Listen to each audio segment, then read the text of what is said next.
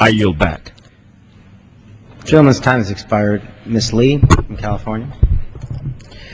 Thank you. Mr. Speaker, today we lost an American treasure with the passing of Dr. Dorothy Height, a matriarch of the civil rights movement, a staunch advocate for women's rights, and an all-around phenomenal woman. Dr. Height was a bold and brilliant African-American woman who blazed many trails and opened many doors to the American dream for women and people of color. Tonight I join with people around the world as we mourn the death and celebrate the life of Dr. Height, and I ask that my comments be included with those of the special order that Congresswoman Diane Watson will be anchoring this evening. Throughout her life, Dr. Height wore many hats, both literally and figuratively. She wore them with elegance and dignity, with excellence and determination.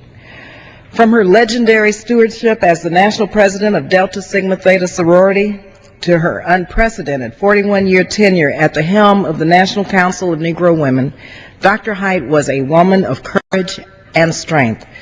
Dr. Height's commitment to equality was reflected in so many of her pursuits.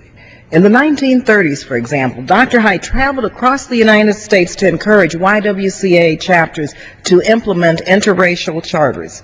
After dedicating more than 60 years of her life to the YWCA, Dr. Height remained proudest of her efforts to direct the YWCA's attention to the issues of civil rights and racial justice. She was committed to this work. In fact, Dr. Height was the first director of its new Center for Racial Justice. This was in 1965. I believe it was in New York. Imagine, though, the resistance that she felt and that she was faced with in her efforts to desegregate the YWCA in the 1930s.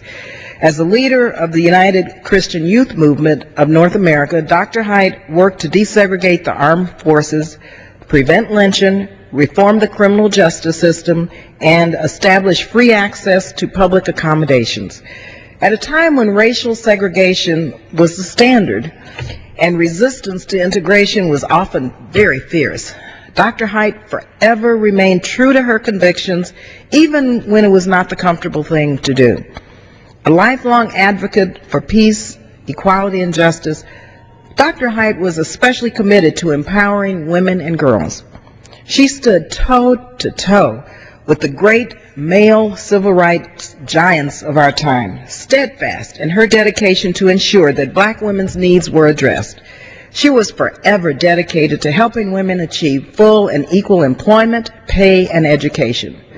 Dr. Height was instrumental in establishing a multicultural Wednesday in Mississippi. This was a program to assist freedom schools and voter registration drives. She knew the fight for racial justice and for women's equality go hand in hand.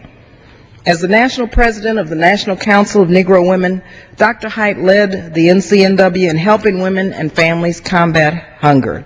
She also established the Women's Center for Education and Career Achievement in New York City to prepare women for entry into jobs and careers. During her tenure as president of NCNW, they were able to buy a beautiful building just a few blocks from here on Pennsylvania Avenue, and to this day, it is the only African-American owned building on Pennsylvania Avenue, which is on the site where slave traders legally operated a center slave market, and where in 1848, 76 slaves, including Emily and Mary Edmondson, attempted to escape to the Underground Railroad. Dr. Height said, and this is Dr. Height's quote, she said, "It seems providential that we stand today on the shoulders of our ancestors with an opportunity to claim the site and sustain a strong presence for freedom and for justice." I tell you, Dr. Height remained a fighter until her last breath. Last year, she attended President Barack Obama's first signing of the Lilly Ledbetter Act, his first bill he signed into law. She was present here for the unveiling of the Shirley Chisholm portrait and the bust of Sojourner Truth here in the Capitol. She worked diligently on various issues with the Black Women's Roundtable and the Black Leadership Forum, and often participated on panels here on Capitol Hill.